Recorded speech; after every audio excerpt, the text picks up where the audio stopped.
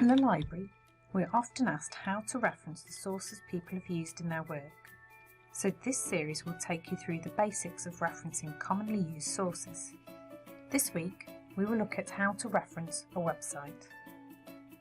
The reference for a website should look like this.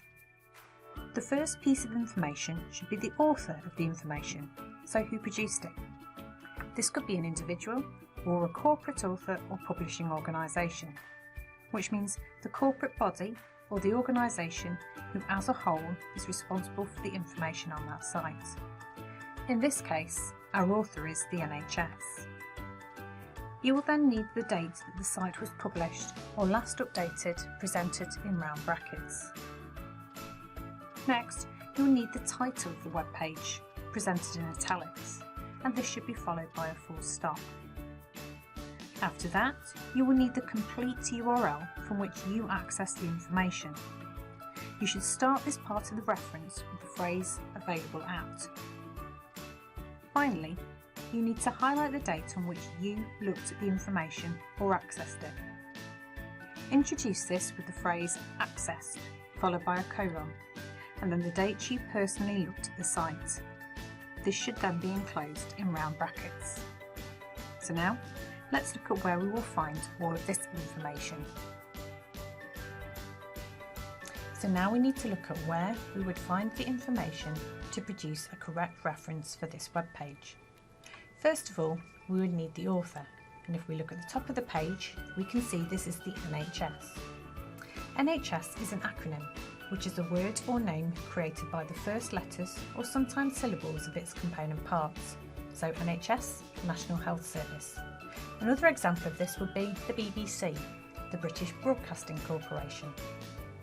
The NHS is a widely known and accepted term, so it would be acceptable to put this into your reference list.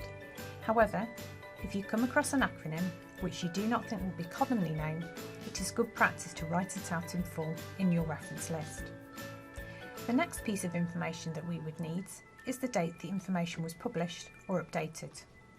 This is not visible at the top of the page, but if we scroll to the bottom, we can see the date that the page was last reviewed and updated is 2016, so this would go next in our reference list in brackets. We then go back to the top of the page to find out its title. In this case it is vaccinations, which would appear in our reference list in italics. We then need to find the full URL, which we'll see in the top left, and this is the address which the information can be found at. And finally, we would need to put when we personally accessed the information. And in this case, we are saying the 1st of February 2018. For further help and information about the Harvard referencing system, please visit one of our libraries and collect a concise or detailed guide to Harvard referencing. Furthermore, for extensive information about unusual sources, you may take out a copy of Cite Them Right, which is available at all of our campus libraries.